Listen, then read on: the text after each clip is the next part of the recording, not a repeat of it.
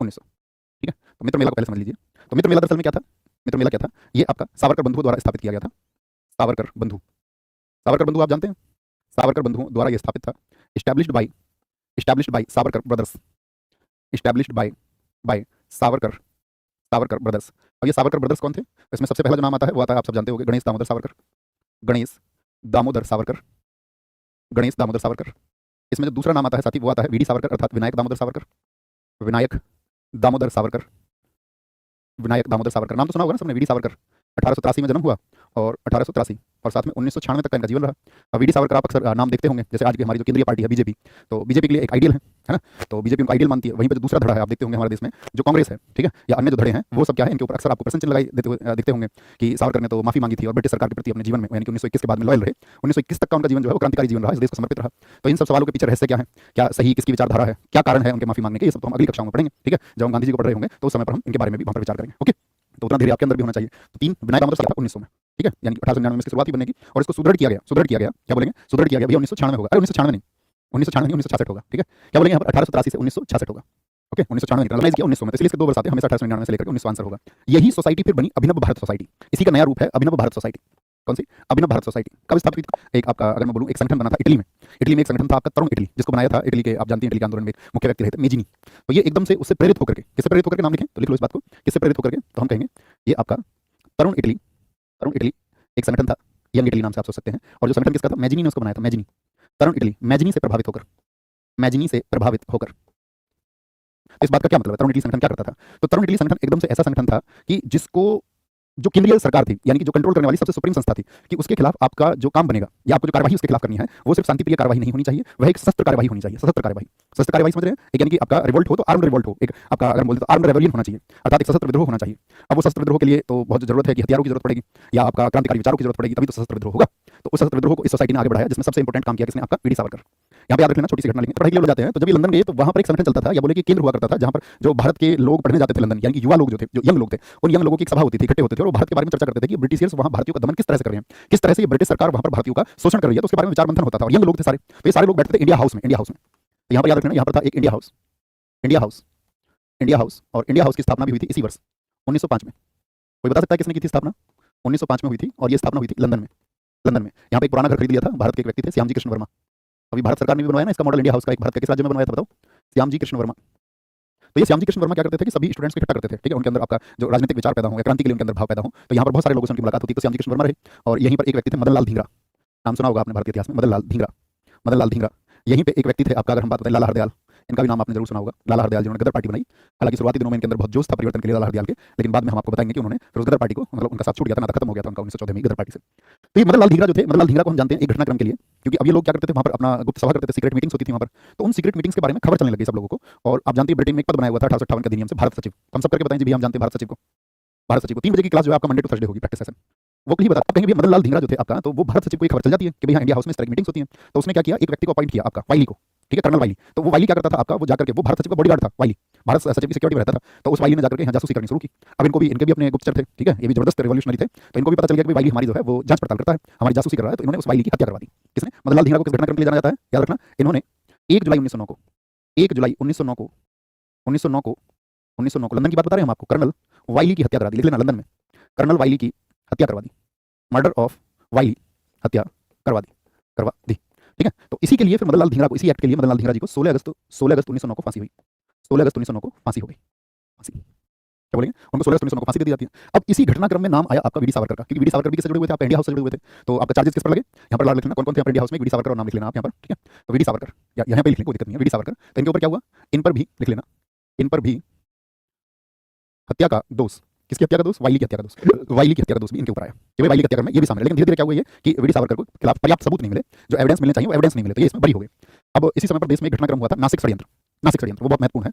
तो वीडी सावरकर तो लंदन में थे इस समय पर, ये सब कहाँ पर घटनाक्रम कहाँ पर घटा? लंदन में। तो आप सोचेंगे नासिक तो भारत में है, तो फिर वीडी सावरकर पर नासिक षड्यंत्र का मुकदमा कैसे लग गया? तो घटना कुछ ऐसे हुई कि वीडी सावरकर जब यहाँ एक्टिव थे तो उनको यहाँ से मिली 20 ब्राउन पिस्टल, ब्राउन पिस्टल, ठीक है, ब्राउन मतलब ब्रांड। तो ब्राउन पिस्टल मिली आपको वहाँ पर, या बोले कैटेगरी है आपको पिस्टल की, और साथ में बहुत सारे कारतूस उनको मिल गए। अब उन्होंने क्या किया, उन 20 ब्राउन पिस्टल को भेज दिया भारत में कि भाई भारत में क्रांति की जरूरत है और यहाँ पर वो चाहिए, ठीक है। अच्छा, ये तो बात समझ में आ गई। एक छोटी सी चीज देखना, छोटी सी घटना क्या है कि जो इनके भाई थे, जो जिनको हम बोले गणेश, गणेश यहाँ पर लिखना नासिक में, नासिक में इनके जो भाई हैं गणेश दामोदर सावरकर, गणेश सावरकर लिख लीजिए, गणेश सावरकर थे।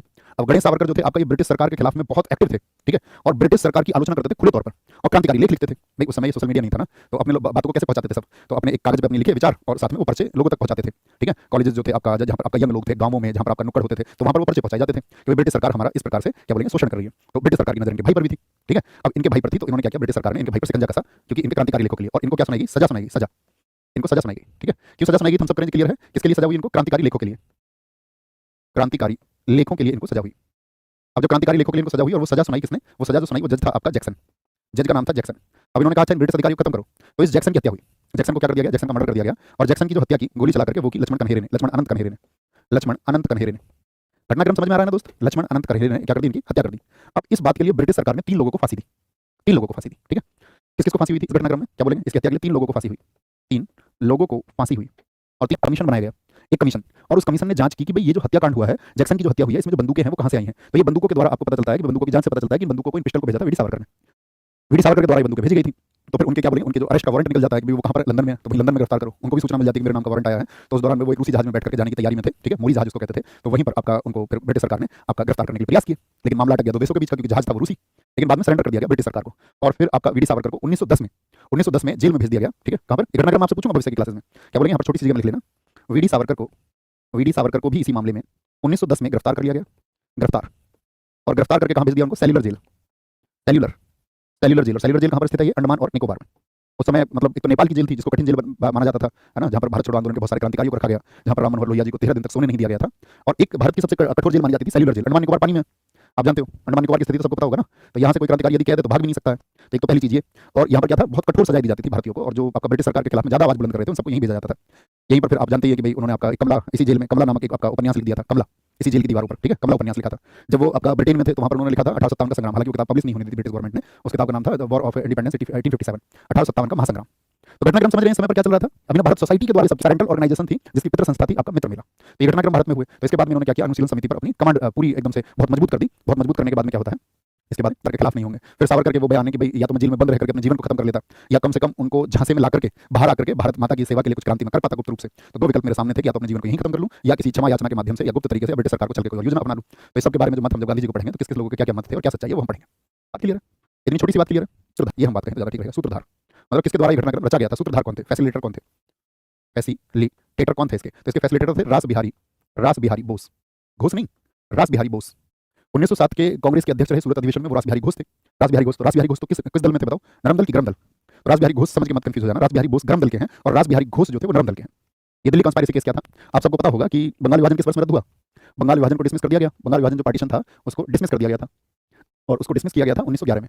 और 1911 में ही क्या लगा था, तीसरा दिल्ली दरबार, थर्ड दिल्ली कोड, तीसरा दिल्ली दरबार। पहले के 2 दिल्ली दरबार किन किन वर्षों में लगे, जरा लिखें कॉमा लगा करके। तो आप कहेंगे पहला लगा 1870 लिटन के टाइम पर, और दूसरा लगा कर्जन के टाइम पर 1903 में, जिसमें एडवर्ड सेवंथ जो था उसकी ताजपोशी होनी थी, हालांकि वाई ने उसने अपने भाई को भेजा था, ठीक है। तो ये तीसरा दिल्ली दरबार जो लगा 1911 में लगा। इसमें क्या घोषणा हुई थी, एक घोषणा तो ये हुई थी कि जो राजधानी है वो क्या होगी, राजधानी दिल्ली की घोषणा हुई, दिल्ली बनाने की घोषणा, बनी नहीं, बनाने की घोषणा हुई। क्योंकि कलकत्ता क्या हो चुका था, आपको मैं पहले ही बता चुका हूं कि कलकत्ता तो राष्ट्रवाद का केंद्र हो चुका था, वहां तो नेशनलिज्म को लेकर के जो फीलिंग्स थी वो बढ़ रही थी। अब वहां घर घर में आपका बातें चल रही थी बंगाल में राष्ट्रवाद के लिए, तो उन्होंने कहा कि भाई यहाँ पर हमारी कैपिटल है तो इस कैपिटल को शिफ्ट करना होगा, ठीक है। दूसरा घटनाक्रम ये था कि आपका जो है पूरी दुनिया में तनातनी चल रही थी, और एक मुख्य कारण ये बताया जाता है कि दिल्ली जो है वो भारत के मध्य में है, मतलब चारों तरफ से कवर करने योग्य जगह थी, तो इसलिए दिल्ली को बनाने की घोषणा की अंग्रेजों ने। तो राजधानी दिल्ली बनाने की घोषणा कब हुई, 1911 में। लेकिन राजधानी बनी कब, है ये, तो राजधानी बनी है 1912 में। ये दोनों बातें याद रखना, अगर अनाउंसमेंट पूछे तो 1912, और कब ये आपका राजधानी हुई तो 1912। लेकिन यहाँ पर क्वेश्चन साथी बदल गया, अगर पूछ ले राजधानी नई दिल्ली कब बनी, तब क्या आंसर होगा, पता है सारे लोग फटाफट से। मैंने एक दिन और पूछा था शायद आपसे, आप कहोगे भैया नई दिल्ली तो इस टाइम तक शहर भी नहीं था 1912 में, नई दिल्ली शहर की स्थापना हुई 1927 में। जैसे नोएडा से हटकर ग्रेटर नोएडा बनाया गया, ठीक है, ग्रेटर नोएडा अब फुलफिल हो गया, पूरा सेक्टर उसका भर गया, तो ग्रेटर नोएडा के बाद में क्या बना रहे हैं, न्यू नोएडा बनाएगी गवर्नमेंट।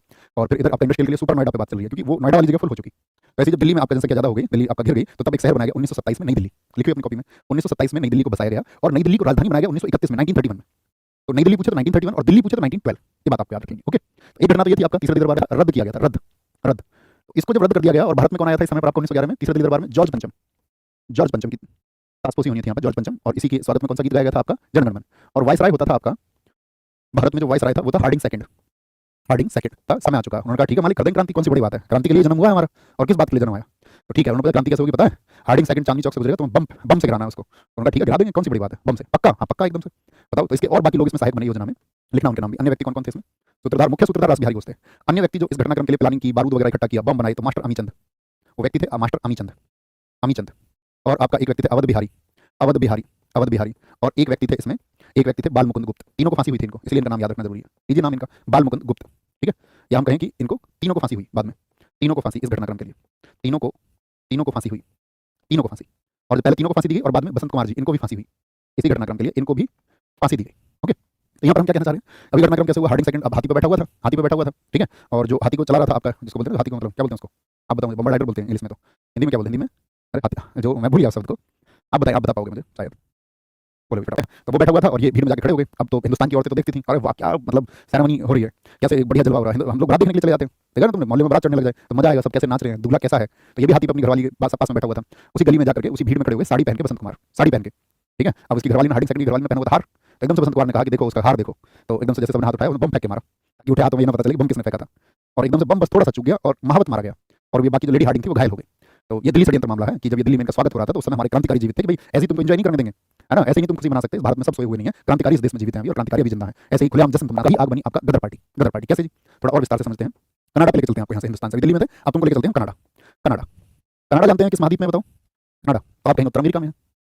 अब जितने भी लोग यहाँ पर ब्रिटिश सेना में नौकरी कर रहे थे, या मान के चलो जो ब्रिटिश सेना से रिटायर हो जाते थे, तो वो लोग देखते थे कि देश में तो आपका माहौल कुछ इस तरह का है, संघर्ष चल रहा है देश में, तो वो देखते थे कि यार सबसे बढ़िया जगह कौन सी है, तो कैम्बोर जगह होती थी आपका कनाडा में, तो वहाँ पर भारतीय बहुत शिफ्ट होते थे, वहाँ की जलवायु की वजह से, वहाँ की आरामदायक जिंदगी की वजह से। आज भी आप देखते होंगे पंजाब से बहुत ज़्यादा लोग कनाडा में जाते हैं, इवन कनाडा में तो इंग्लिश के बाद में पंजाबी लैंग्वेज भी कई जगह लिखी मिलती है, तो कनाडा जाके बसते थे। जैसे कि बहुत अच्छे किसान थे हमारे यहाँ के, कनाडा बस गए, आपका जो लोग आपका पुलिस सर्विसेज में, सेना में थे, कनाडा बस गए जाकर के। तो कनाडा जब वो लोग पहुंचे, शुरुआती दिनों की बात हम आपको बता रहे हैं, लगभग अगर मैं बात करूँ 1908-1909 की, ठीक है, तो वहाँ पर उनके साथ में रेशियल डिस्क्रिमिनेशन होता था, यानी कि उनके रंग को लेकर के भेदभाव होता था, और उनके भारतीय होने को लेकर के भेदभाव होता था, या भारत में के जो लोग वहाँ जाते थे कनाडा, उनको ये लगता था कि यार हम एक गुलाम देश से आए हैं, इसलिए हमारे साथ में भेदभाव होता है।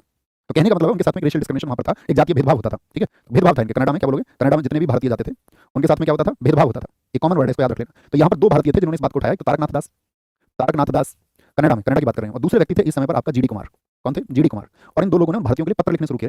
तारकनाथ ने पत्र लिखा था स्वदेश सेवक, स्वदेश सेवक, और जीडी कुमार ने जो पत्र लिखा था उसका नाम था फ्री हिंदुस्तान। तो ये समझ गए थे कि यार हमारी बाहर कहीं वैल्यू है नहीं, है ना, हमारी कहीं भी बाहर कोई आपका वैल्यू नहीं है, तो हमारा देश जो है आज़ाद होना ही चाहिए, वो फ्री होना ही चाहिए, ठीक है, इंडिपेंडेंस हमको मिलनी चाहिए। अच्छा, तो इनके विचार बढ़ते रहे, तो इनके ऊपर भी सरकार ने बहुत रोकथाम लगाई, और कनाडा ही जाकर के आपका जो आपका एक व्यक्ति घूम के आया लाला हरदयाल, उन्होंने भी वहाँ की सिचुएशंस देखी, तो उन्होंने यूएसए में, यूनाइटेड स्टेट्स ऑफ अमेरिका में एक जगह होती थी सिएटल, तो सिएटल में उन्होंने सभाएं करनी शुरू की 1911 में, क्योंकि पढ़े लिखे व्यक्ति थे लाला हरदयाल, स्टैनफोर्ड यूनिवर्सिटी जो थी वहाँ पर वो आपका लेक्चरर थे स्टैनफोर्ड यूनिवर्सिटी में। तो स्टैनफोर्ड यूनिवर्सिटी में उनके मन में बात आई कि यार हमको तो जो है क्रांति करनी चाहिए, और ये विचार उनके दिमाग में आया घूमने फिरने के बाद में 1911 में। तो सिएटल में उन्होंने सभाएं करनी शुरू की, कहाँ पर बताएं, फटाफट से बताएंगे सर। कामागाटा मारू कांड कनाडा में ही हुआ था, बहुत बढ़िया खुशी ठाकुर जी, बहुत कमाल बात है। नहीं वहाँ पर नहीं हुआ था कामागाटा कांड, उसको हम बताएंगे कहाँ पर हुआ था, कलकत्ता में हुआ था, कनाडा में तो उसकी थोड़ी सी एक घटना घटी थी। तारकनाथ दास स्वदेश सेवक और जीडी कुमार फ्री हिंदुस्तान ये चला रहे थे, और इस घटना के बाद में हमने आपको बताया क्या, याद रखना, ये युगांतर सर्कुलर यहीं से साथी इशू होता है, और उसमें क्या था, उस युगांतर सर्कुलर में जो रास बिहारी घोष जी ने 1912 में किया, उसकी बहुत चर्चाएं हुई, बहुत कॉपी उसकी बांटी गई कि देखिए भारत में एक व्यक्ति है जिन्होंने क्रांति की है, और ब्रिटिश सरकार के उनके जो सब सर्वोच्च राजा उनका मौजूद है, जब जॉर्ज पंचम की बात है और जॉर्ज पंचम से भी वो व्यक्ति टकराने को तैयार है, तो हम सबको भी जो है एकजुट होकर के उस भारत की आजादी के लिए लड़ाई लड़नी चाहिए। वो छोटी बात थोड़ी थी, सर्वोच्च व्यक्ति के आपका काफिले पर इस तरह से अटैक करना, आप बताइए क्या छोटी बात थी, तो आप कहेंगे नहीं बिल्कुल छोटी बात नहीं थी। तो इस युगांतर सर्कुलर में यही होता था, युगांतर सर्कुलर लोगों के बीच में मतलब बहुत चर्चित होने लगा। फिर क्या किया लाला हरदयाल जी ने यहीं पर आपका 1912 में आगे चल के 1912 में पैसिफिक कोस्ट, क्योंकि अमेरिका किस आपका महासागर के किनारे, प्रशांत महासागर के, तो पैसिफिक कोस्ट हिंदुस्तान एसोसिएशन बनाई। हिंदुस्तान कार किससे प्रेरित है बताओ, किस क्रांतिकारी से प्रेरित थे इनके विचार, गदर पार्टी के।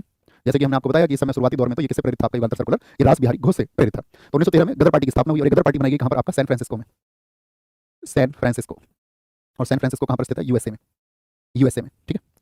Establishment of Ghadar party, establishment, तो इन लोगों ने क्या बोला कि भाई हम एक काम करते हैं, पहले अपने लोगों को विचारों से जोड़ना जरूरी है, तो उनके लिए एक मैगजीन शुरू करते हैं। तो ये गदर पार्टी ने अपनी गदर मैगजीन भी शुरू की 1913 में। क्या शुरू किया इन्होंने 1913 में, गदर मैगजीन, और गदर मचाया इस मैगजीन ने, समझो तुम 1913 में गदर मैगजीन जारी की। आप इसकी लोकप्रियता ऐसे समझो कि 1916 तक, 1913 में जारी हुई और 1916 तक इसकी 10 लाख कॉपी छपने लगी थी। सोचिए आज से 100 वर्ष पहले की हम बात कर रहे हैं, और आपका उस समय पर किसी किताब की या बोलो किसी लेख की या किसी आपका न्यूज़पेपर की इतनी कॉपी छपे तो कितना क्रांतिकारी रहा होगा, कितना लोग उसमें पढ़ना चाहते होंगे, क्योंकि उसमें लिखा क्या जाता था, भारत में जितना क्रांतिकारी आंदोलन चल रहा था, जो रिवॉल्यूशनरी मूवमेंट था, ब्रिटिश सरकार के काला कारनामा, ब्रिटिश सरकार का जितना भी काला चिट्ठा था, ब्रिटिश सरकार के जितने भी काले सच थे, कैसे लिखे आते थे उसमें ब्रिटिश सरकार का काला चिट्ठा, तो उसको पढ़ने के लिए बहुत लोग देख रहे थे कि देश में क्या हो रहा है, देखना चाहते हैं ना उसको भाई। अच्छा, इसको बाकी लोग भी पढ़ते थे, यूरोपियंस भी पढ़ते थे, और ये दुनिया के हर कोने में जाने लगा, ऐसा नहीं कि यूएसए में सिर्फ, ये जापान में इसको लोग पढ़ने लगे, युगांडा में ये जाता था आपका, इंडोनेशिया में ये जाता था आपका, और अगर आपका अफगानिस्तान ये जाता था, ईरान ये जाता था, तो ये दुनिया में बहुत जगह इसकी कॉपी छपने लगी, जिसमें लोगों के अंदर जो है विचारों को जो है जागृत किया, विचारों को जागृत किया। तो 1913 में गदर मैगजीन किस लैंग्वेज में आई थी, Ghadar magazine in Urdu language, Urdu भाषा में, उर्दू भाषा में। आश्रम, युगांतर आश्रम, युगांतर आश्रम कहाँ पर था, ये सैन फ्रांसिस्को में था, सैन फ्रांसिस्को। और यहीं से इस गदर आंदोलन का जो स्लोगन है वो निकल के आया, नारा जंग दा होका। एक बार बोलो, एनर्जी का फ्लो होगा आपके अंदर, जंग दा होका। होका समझते हो, होका, आवाज जिसको आप बोलते हो, रुका, होका, जंग दा होका। तो जंग होगा पूछा जाएगा आपसे जो स्लोगन है वो किस मूवमेंट से संबंधित है, तो वो गदर पार्टी से संबंधित था।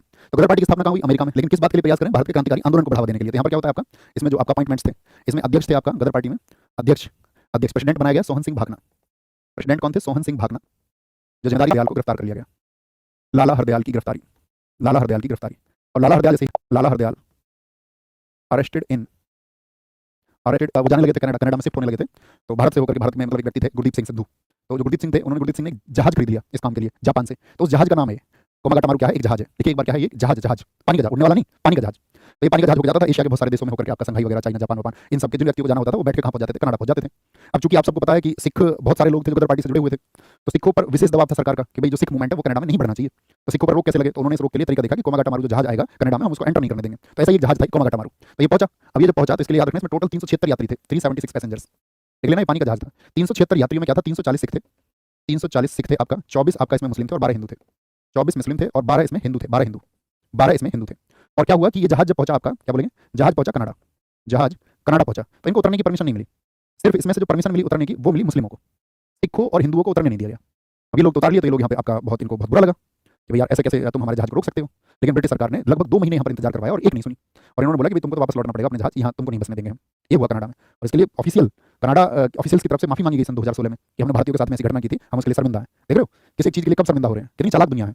मतलब मैं आपके साथ में आज गलत एक्ट कर दूं और 30 साल बाद माफी मांग लूं, 100 साल बाद माफी मांग लूं, कोई इस बात का अर्थ है? अब बताओ, आप किसी के साथ यदि गलती कर दोगे तो उसके लिए माफी बाद में मांग लो। आप कहोगे बहुत इंपॉर्टेंट डेट है 27 सितंबर 1914 को, 1914 को वापस जो बजबज बंदरगाह है, वापस बजबज बंदरगाह, जिसको भगत भी कई बार कहा जाता है, नहीं तो रुकवाया था कनाडा से बोल के इनके जहाज को। अब वापस आए तो ब्रिटिश सरकार ने इधर जो है उन लोगों को यहाँ भी नहीं उतरने दिया और उनके खिलाफ कार्रवाई, मारपीट, ये सब शुरू कर दी उन्होंने। तो यहाँ पर जो सिख लोग थे उनको गुस्सा आया बहुत ज्यादा, जितने बाकी यात्री थे उनको भी गुस्सा आया। तो उन्होंने एकदम से ब्रिटिश सरकार के खिलाफ में क्या है बोला कि भाई हम अत्याचार नहीं सहेंगे। लेकिन ब्रिटिश सरकार ने गोलियां चला दी, बहुत सारे लोगों को यहाँ पर बंदी कर बना लिया गया और लगभग 22 लोगों को गोली मार दी गई। 22 लोगों को, समझिए तुम कैसा ब्रिटिश शासन था कि लोगों को जहाज से उतरते लोगों को खड़े करके गोली मार दी गई। तो वहाँ भगदड़ मच गई एकदम से, कुछ लोग तो बच गए और ज्यादातर लोग यहाँ से गिरफ्तार कर लिए गए, कई लोगों को इन्होंने फांसी भी दी इनमें से। तो ये कोमागाटामारू आपका जहाज का केस था जिसने क्या कर दिया, एक नई चिंगारी को जन्म दे दिया। आप जब कभी भी एक वर्ग का दमन करोगे तो याद रख लेना वो कभी ना कभी चिंगारी बनकर जरूर फूटेगा, जरूर फूटेगा। तो यही एक चिंगारी बना और 1914 में ये मौका मिला। 1914 में क्या शुरू हुआ? 1914 में देश पूरी दुनिया में शुरू हुआ था आपका प्रथम विश्व युद्ध, फर्स्ट वर्ल्ड वॉर की शुरुआत। इस लड़की को गदर मिलिटेंट, तो वो जो कनाडा में थे उन्होंने कहा भाई आप देश चलो, गदर आंदोलनकारी, ये आपका पंजाब आए, बहुत सारे लोग पंजाब आए, आंदोलनकारी कहाँ आए? पंजाब आए, पंजाब आए। और इन्होंने आकर के कहा कि भैया तो हमारा नेतृत्व करो, क्योंकि किसके विचारों से शुरुआत में प्रेरित थे? तो आप कहेंगे ये विचारों से प्रेरित थे रासबिहारी घोष के, रासबिहारी घोष जो उन्होंने दिल्ली में किया था, रासबिहारी घोष। उन्होंने कहा भैया तुम हमारा नेतृत्व करो। और फिर जगह जगह बहुत सारी आपका घटनाओं को अंजाम दिया गया, ब्रिटिश अधिकारी को पीटा गया, घेरा गया, ठीक है, उनके सामान को छीना गया। तो ब्रिटिश सरकार बहुत सचेत हो गई, उन्होंने कहा कि भाई इस आंदोलन को तो दमन करना ही होगा। और 1916 आते आते, फर्स्ट वर्ल्ड वॉर के दौरान ही 1916 आते आते इस आंदोलन को पूरी तरह से कुचल दिया। रासबिहारी घोष ये अपनी जान बचा करके, इनको मतलब गुप्त तरीके से ये भाग गए और आपका जान बचा करके यहाँ इंडिया से, इतनी कठोर कार्रवाई उनके प्रति चल रही थी। तो रासबिहारी घोष अपनी जान बचाते हुए पहुंचे थे यहाँ पर जापान, जहाँ पर सुनते हैं कि बाद में उन्होंने वहाँ जाकर शादी भी की, है ना, शादी कर ली। तो नेतृत्व किसको दिया था? याद रख लेना, जब आपसे पूछे कि गदर आंदोलनकारी 1914 प्रथम विश्व युद्ध के दौरान भारत आए तो उन्होंने अपनी जो लीडरशिप थी वो किसको दी थी? रासबिहारी घोष को दी थी। ओके, ये आपको याद रखना, वो किसके हिसाब से चलना चाहिए था? ब्रिटिशियर्स के हिसाब से, भारतीयों के हिसाब से? आप कहेंगे भारतीयों के हिसाब से। तो ये जितने भी आंदोलनकारी थे तो क्या ये ब्रिटिश सरकार से छुटकारा चाह रहे थे? नहीं, ये बात मत सोच लेना। ब्रिटिश शासन के अंतर्गत ही हमारा शासन हो, यानी ब्रिटिशियर्स जाएं या ना जाएं, लेकिन जो हमारा शासन है, जब जाओगे ठीक है, लेकिन हमारे भी शासन को हमको दो। अभी जो नीतियां हैं वो हम बनाएंगे, ठीक है। जितने भी हमारे यहाँ पर परिषदें चल रही हैं, नगर पालिका, गांव वगैरह जो कुछ भी है, ये सब चीजें किसके अंदर में होनी चाहिए? इन सब चीजों पर भारतीयों का केंद्रीकरण होना चाहिए और वो भारतीयों के हिसाब से चले, अकॉर्डिंग टू द इंडियंस। बहुत बढ़िया, वेरी गुड, वेरी गुड, बहुत बढ़िया। तो होम रूल आंदोलन यही एक तर्ज पे चला था, क्योंकि ये क्या कहते थे? एक तो आपका अगर बात करें ऑस्ट्रेलिया, ऑस्ट्रेलिया एक देश था, ये लिखो ऑस्ट्रेलिया। एक था आपका कनाडा, को मिले हुए थे होम रूल राइट्स। आयरलैंड मिले हुए थे, आयरलैंड भी एक अच्छा उदाहरण लिख सकते हैं। आयरलैंड, ये कुछ देश हैं जहाँ पर क्या मिले हुए थे? आपका होम रूल राइट्स, गृह शासन के अधिकार इसी ब्रिटिश सरकार ने दे रखे थे। तो इन्होंने कहा भैया जैसे अधिकार उन देशों को मिले हुए हैं ऐसे अधिकार हम भारतीयों को भी मिले। तो हम सब करके बताएं, डिमांड समझ में आई? होम रूल आंदोलन की डिमांड क्या थी कि भैया जो हमारे आंतरिक है वो भारतीयों को मिलने चाहिए। इस एक उद्देश्य के साथ में शुरू हुआ। अच्छा, ब्रिटिश सरकार इसके बिल्कुल मूड में नहीं थी, क्योंकि इन देशों में क्या था, आपका जनसंख्या कम थी, पॉपुलेशन कम थी, भारत के मामले में ये नहीं था। तो भारत में क्या हुआ आपका, याद रख लेना, इसके कारण क्या क्या रहे, रीजन लिखें पहले, तब और अच्छा समझ में आएगा। रीजंस, हमारे लाखों सैनिक गए, आप सब जानते होंगे फर्स्ट वर्ल्ड वॉर में हमारे जो लगभग 1 लाख से ज्यादा लोग शहीद हुए हिंदुस्तानी, उन्हीं की याद में तो इंडिया गेट बना है। इंडिया गेट किसकी याद में? फर्स्ट वर्ल्ड वॉर में हुए भारतीय शहीद। तो क्या फर्स्ट वर्ल्ड वॉर हमारा था या हमारे ऊपर थोपा गया था? अब चूंकि हम आपका ब्रिटिश उपनिवेश में थे तो ब्रिटिशियर्स को हमारी बहुत मदद की जरूरत थी, क्योंकि उनको लोग चाहिए थे, है ना। और बहुत सारी चीजें तो इवन उन्होंने ये कर दिया था कि जैसे मेसोपोटामिया में जो युद्ध का खर्चा आ रहा है वो भारत के फंड से जाएगा। क्यों जाएगा जी? हमारे फंड से। हमने क्या प्रथम विश्व युद्ध की शुरुआत की है? या तुम हमारे संसाधनों को यदि वहां लगा दोगे, हमारे लोगों को वहां लगा दोगे, तो हम जिम्मेदार थोड़ी हैं इस बात के लिए। तो इनको लगता था ये राइट टाइम है, इस समय ब्रिटिश सरकार को झुकाया जा सकता है। और ये राइट टाइम था या नहीं था? बताओ, आपकी नजर क्या कहती है? हाँ जी, उनको लोगों की जरूरत थी, इतने लोगों की जान गई भारतीयों की प्रथम विश्व युद्ध में, जो युद्ध हमारा नहीं था। तो लेकिन यहाँ पर बहुत सारी शक्ति थी, आप सबको पता होगा। फर्स्ट वर्ल्ड वॉर की शुरुआत जब हुई तो गांधी जी देश में एंटर कर चुके थे 9 जनवरी 1915 को। उन्होंने कहा नहीं, ब्रिटिशियर्स में विश्वास रखो, है ना, इनकी भावनाओं का सम्मान करो। और उन्होंने लोगों से आह्वान किया था कि तुम्हें सेना में भर्ती होना चाहिए और ब्रिटेन की तरफ से लड़ना चाहिए। इसलिए तो गांधी जी को अंग्रेजों ने केसरी हिंद का टाइटल दिया और ये कहा कि ये भर्ती कराने वाले सार्जेंट। लोगों ने कहा फिर ये तो भर्ती कराने गांधी जी तो हैं। आते ही 9 जनवरी 1915 को आए और आते ही स्लोगन उनका चालू हो गया। बहुत सारे लोग तो हमारे देश में ये भी कहते हुए आपको पाए जाएंगे कि गांधी जी तो शायद किसी योजना के तहत हमारे देश में सेट किए गए थे, किसी प्लानिंग के तहत, है ना, इस देश में। ताकि ये देश क्या जो आपका क्रांतिकारी आंदोलन इस देश में चल रहे थे वो कहीं और मूव ना हो जाए। ये एक मत है, मतलब कुछ लोगों का ये मानना है कि क्रांतिकारी आंदोलन से इस देश को कोई और दिशा ना मिल जाए, तो ये माना जाता है कुछ लोगों के द्वारा, है ना। तो क्या बोलेंगे आपका प्रभावी क्षेत्र था, इसके जो कार्यालय थे वो थे आपका, याद रखना, महाराष्ट्र और आपका कर्नाटक, बंबई में नहीं था, बस याद रखना, कहानी था महाराष्ट्र में, बंबई में नहीं था, कर्नाटक आदि में। और बाल गंगाधर तिलक जी ने इसमें खुद कोई आपका पद नहीं लिया था। इसमें जो प्रेसिडेंट उन्होंने बनाए थे वो बनाए थे Joseph Baptista, Joseph Baptista, Baptista को, जोसेफ बैप्टिस्टा। एक आयरिश होम रूल आंदोलन चला था, आयरिश होम रूल मूवमेंट चला था आपका आयरलैंड में, ठीक है। सर मुझे आपसे ये पूछना था, गरबल्स इसमें अध्यक्ष खुद एनी बेसेंट रही थी, यानी इसकी अध्यक्षा कहेंगे एनी बेसेंट थी, इसकी प्रेसिडेंट रही थी एनी बेसेंट, और यहाँ पर इनके सचिव बहुत महत्वपूर्ण है जो थियोसॉफिकल आंदोलन से जुड़े हुए थे, तो उन्होंने इनकी मदद से इसको बनाया था, इनका नाम था George Arundale, George Arundale, George Arundale. और आप जानते हो क्योंकि किस आंदोलन से जुड़ी रही थी एनी बेसेंट, थियोसॉफिकल आंदोलन से। तो थियोसॉफिकल आंदोलन की जितनी भी शाखाएं थी, जितनी भी ब्रांचेस थी, वो सारी की सारी चेंज कर दी गई, यानी लगभग 200 ब्रांचेस थी, कितनी शाखाएं थी, 200 शाखाएं थी, और थियोसॉफिकल की 200 की 200 शाखाओं को एनी बेसेंट के होम रूल में चेंज कर दिया गया। और इनसे लगभग जो सदस्य जुड़े थे, सदस्य, उन सदस्यों की संख्या थी मद्रास वाले होम रूल से, उन सदस्यों की संख्या थी आपका लगभग 27,000। लेकिन जो बाल गंगाधर तिलक आप जानते हो वो भारतीय राजनीति में पुराने आपका नेता थे, इनसे थोड़े ज्यादा लोग जुड़े हुए थे, यहाँ सदस्य हो गए थे आपका 32,000। उद्देश्य वही था होम रूल को प्राप्त करना। तो यहाँ पर कुछ पत्र शुरू हुए और लोगों में पत्रों को बांटना शुरू हुआ। तो बाल गंगाधर तिलक के पत्र कौन कौन से आए थे, यहाँ पर 2 पत्र आए थे उनके, एक तो केसरी, केसरी, और एक पत्र आया था उनका मराठा, मराठा। केसरी आता था मराठी भाषा में, मराठी लैंग्वेज में, उल्टा कर लेना इसको, बीजी हार्नीमैन। इसमें कैसे क्रांति पैदा कर दीजिए, क्योंकि ये पत्र था सस्ता, सस्ता। जैसे मैं आपसे पूछूं कि ये वर्ष है 1916, तो क्या आप मुझे बता सकते हैं इस समय पर 1 रुपए में कितने पैसे हुआ करते थे, 1 रुपए में कितने पैसे हुआ थे, नहीं पढ़ रहे हो, 100 आंसर आप कर रहे हो। तो न्यू पैसा एक्ट पढ़ा आपने, नहीं पढ़ा, नया पैसा नहीं है।